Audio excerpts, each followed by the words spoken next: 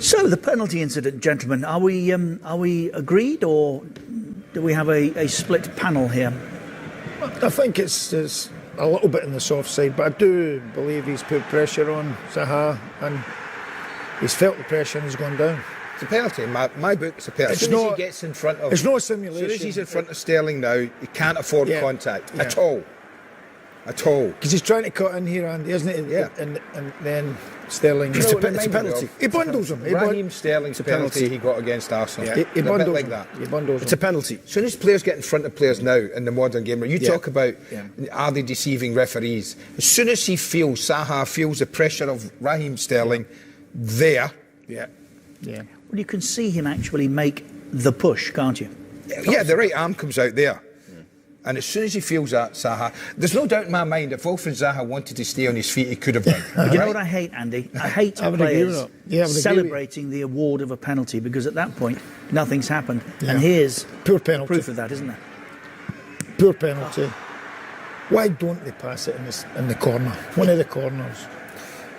You know, if you're a good passer of the ball, which he is... He takes good penalties usually as well. Usually.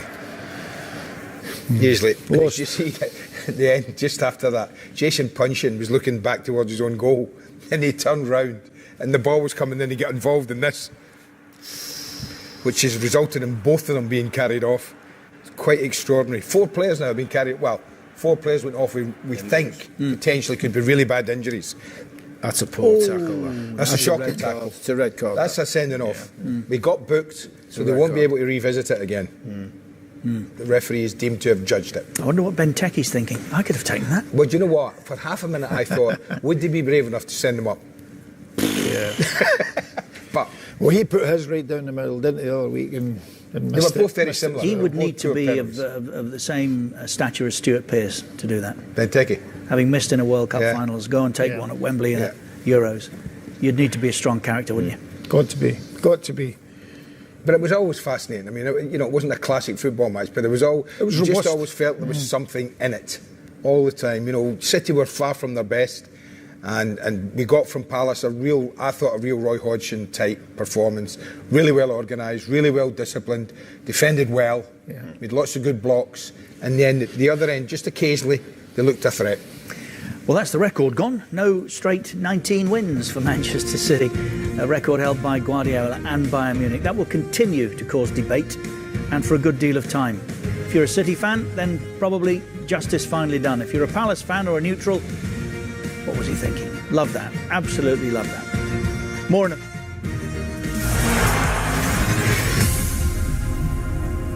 Arsenal.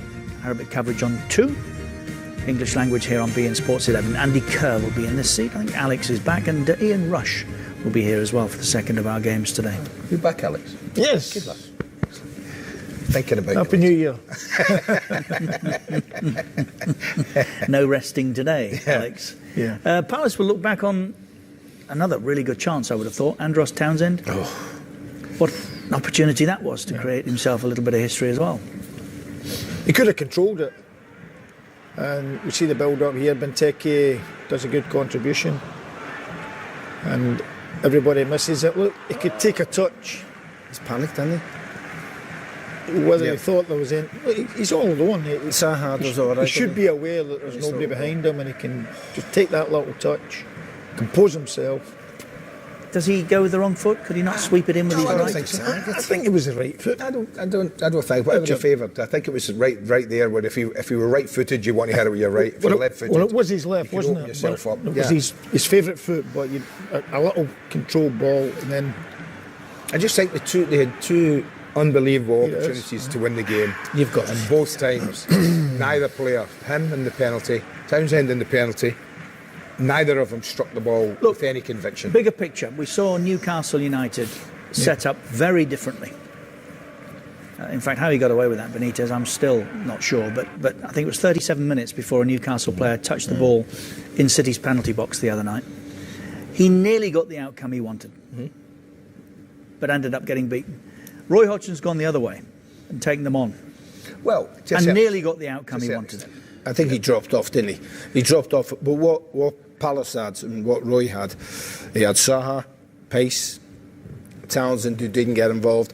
I think the disappointing, from Palace's point of view, for me, would be Benteke. If he would have been, let's say, a bit more challenging, Well, he's aggressive. one involvement, Peter. They created that Yeah. chance for. Can we We just needed more. expand it beyond Palace for the rest of the league now? Oh, no. What's the listen, lesson of this no, last week? Listen, I think if you get, I've always been, especially at home, I think if you go away from home and Manchester City, a big pitch, it's hard to get at them on a press or shutting down. But certainly at home, I think you've got to get after play. Listen, I could still play now with time and space. But if you deny even the best players time and space, they make it difficult for them, don't you? Yeah. I think they lacked a wee bit of composure in the So second half. I'm just thinking back to the Manchester derby. Palace were better there than United were against them, weren't they? Yeah, the thing about what's happened during this run, Richard, is that people have talked Manchester City into being this untouchable force. I've said to you before, and all sports have it. You know, the golf had it with Tiger Woods. Yeah. Tiger Woods stepped onto a golf course, and the other players thought they were playing for second. You know, you have great sportsmen and great teams of certain eras. You have to challenge that invincibility, right? You have to chip away at it. And I don't think enough of our teams have done that with City in Pep's this run. side haven't won anything. You've got to find a way. Exactly. So what I think is, what Palace did there was a kind of half and half. They did drop off, but they didn't drop right back to their own penalty area. They dropped off to maybe halfway line and said, OK, then we'll play from here. And then when they had it, they could do things with it. I think other teams are entitled to not take them on, because I think if you open the pitch wide open, I think you'll get beaten by them. Yeah. You really will, because they've got better players than you. That's it. But you can take them on in your own way. I- They're not invincible. They're a fabulous football team. They've got to start winning trophies. Looks like they've won the league. But, you know, they've got to move on from there. This team has won the league before. 2 other coaches have won the league with Manchester City. And Pellegrini took them to the semi-final of the Champions League.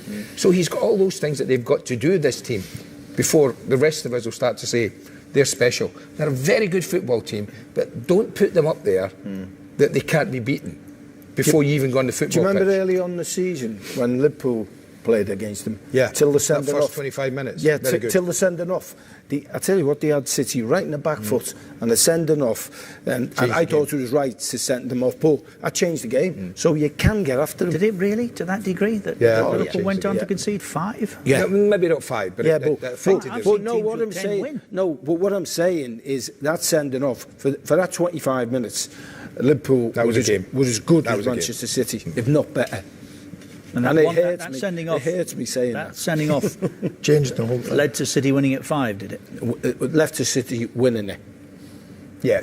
5 would, you know, yes, I know what you're getting at. I know what Liverpool you're getting should at, have, yeah. should have been able But to. it changed the course of that game. What you're asking the question, do you think you can get at City?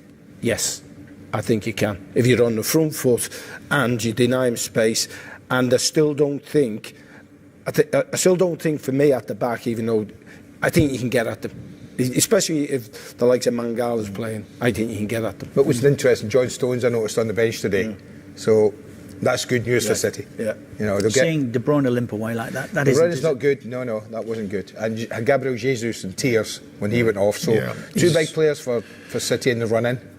You know, it leaves them very short, leaves them just with Aguero. I can't believe I heard myself say that. Leaves them just with Aguero. It really is a front man. Perhaps he'll spend again in January.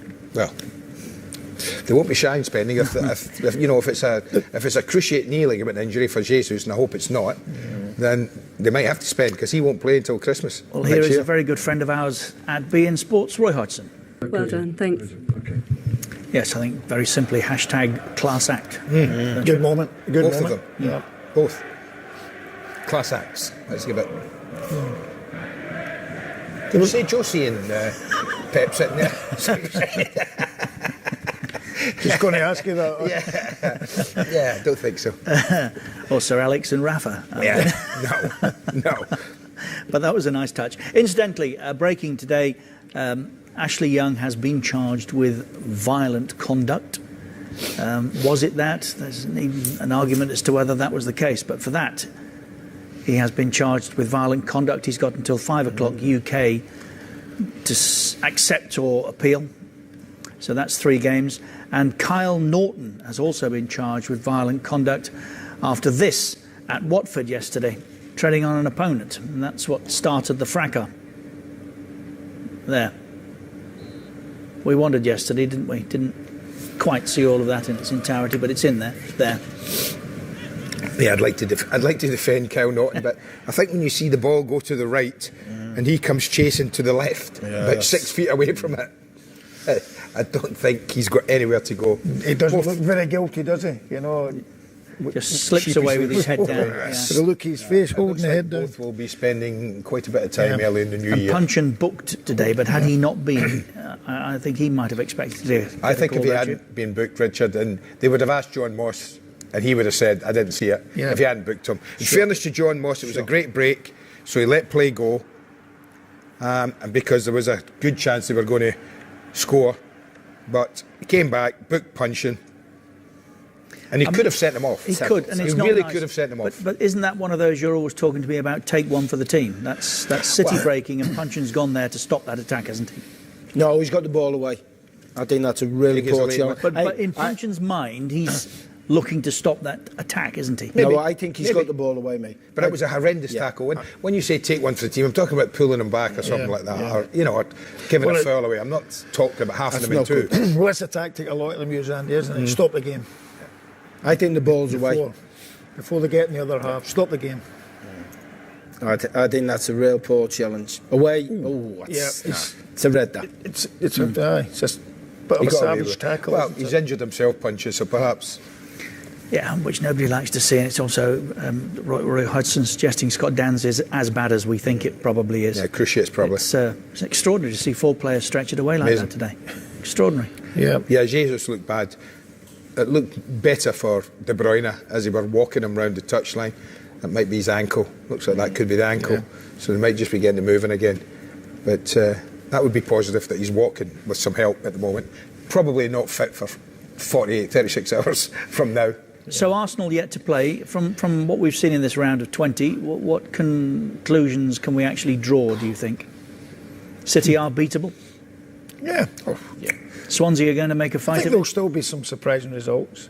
And today I tipped a Palace victory. And unfortunately for the penalty, it didn't happen. But you really thought Palace could win today? Yeah, there's my prediction there, Keezy, before the game, and I showed Andy, and I had 2-1, but 1-0 would have done. But why did you think that? Because I always think there's a little surprise at this time of the year, of the season, and other results going into January, February will also, you'll see 1 or 2 shocks.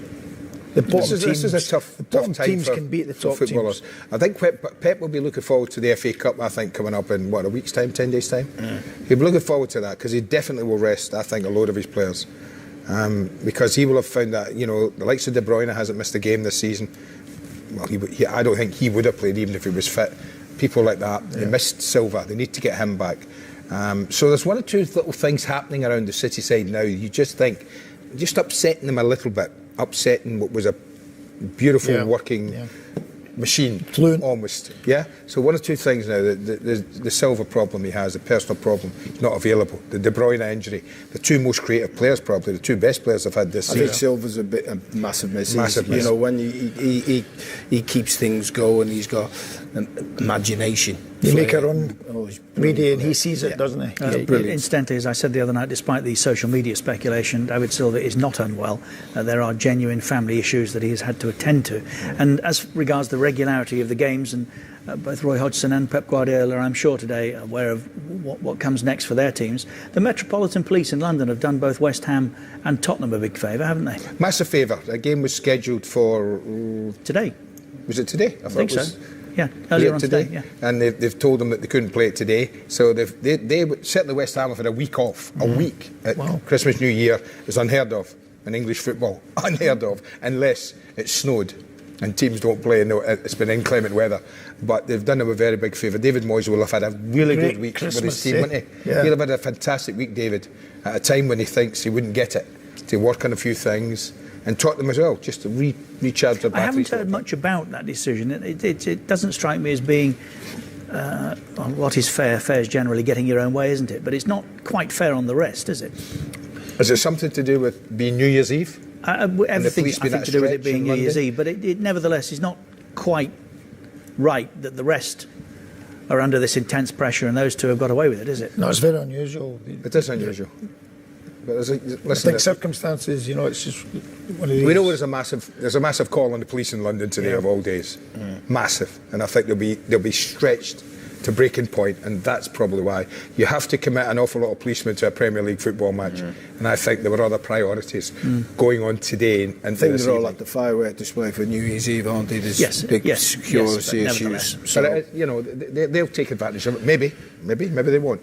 But as I say, for them it would have been, for Pochettino and David Moyes, they would be sitting back watching all this, thinking, "Go on then, lads, tire yourselves out." You would have thought those that schedule would have seen that the two in London, and they don't like each other, so there's always a propensity for trouble there.